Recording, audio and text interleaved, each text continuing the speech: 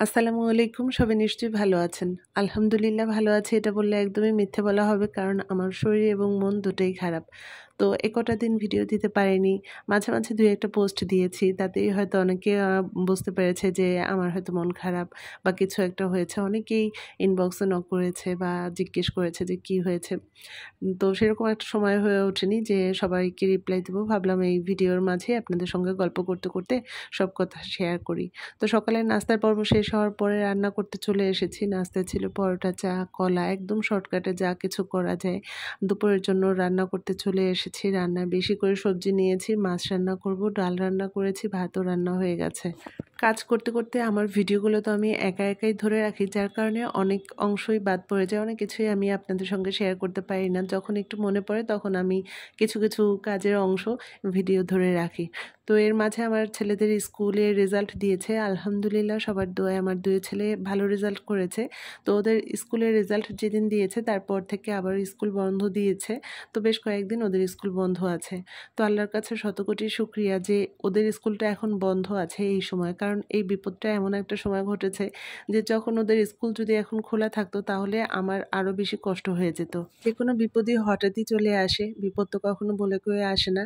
কিন্তু আমার লাইফে যে কটা বিপদ হয়েছে, বিপদটা কাটার পরে আমার কেন জানি মনে হয়েছে যে এই বিপদটা ভালোর জন্যই হয়েছে। এই বিপদটা না হলে হয়তো এই ভালোটা আমার জীবনে আসতো না।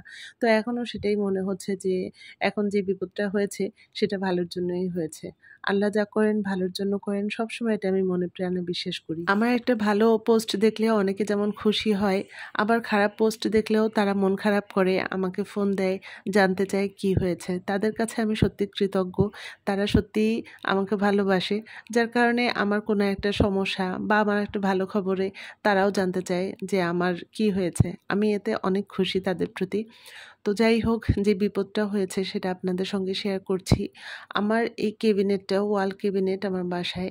ডাইনিং টেবিলের পাশে বড় একটা ওয়াল ক্যাবিনেট এবং আমার বেডরুমেও ওয়াল ক্যাবিনেট। তো এখানে ২ টা পিলার ছিল। সেই পিলার ২ টা ঢাকার জন্য এই ওয়াল ক্যাবিনেটটা করা। তো এই ওয়াল ক্যাবিনেটটা আমার ফোনে কতটুকু বোঝা যাচ্ছে জানি না। তবে এটা বেশ বড়। আর এই ওয়াল ক্যাবিনেটে হঠাৎ করে গতকাল রাতে একদম নিচের তাকে কিছু ব্যাগ রাখা ছিল। তো সেই একটা ব্যাগ ধরতে গিয়ে দেখলাম যে সেখানে উলি ধরেছে।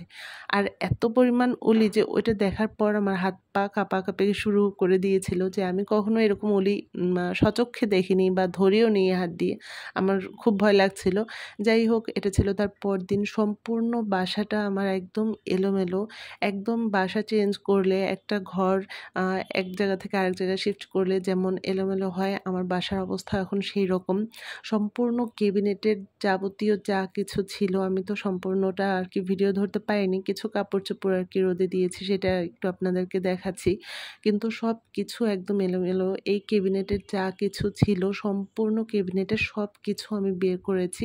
আর বের করার পরে এখানে কীটনাশক ওষুধ দেয়া হয়েছে যেন অলিটা চলে যায় সেই কারণে। তো কিছু কাপড়-চোপড় একদম ছাদে দেয়া হয়েছিল। আরও অনেক কাপড়-চোপড়, তারপরে ব্যাগ আর যাবতীয় যা কিছু ছিল সব একদম একটা রুম বোঝাই করে রাখা হয়েছে যে আস্তে, আস্তে সেগুলো রোদ দিয়ে পরিষ্কার করে তারপরে রাখা হবে।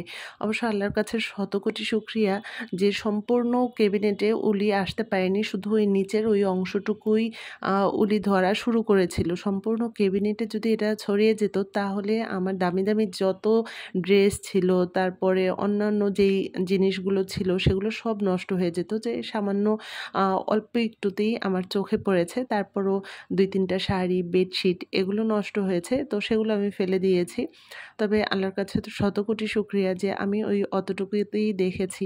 আর যদি আরও পরে দেখতাম তাহলে আরও অনেক বেশি ক্ষতি হয়ে যেতে পারত। যাই হোক, আজকের ব্লগটা এখানেই শেষ করছি। সবাই ভালো থাকবেন, আমার জন্য দোয়া করবেন। খোদা হাফেজ।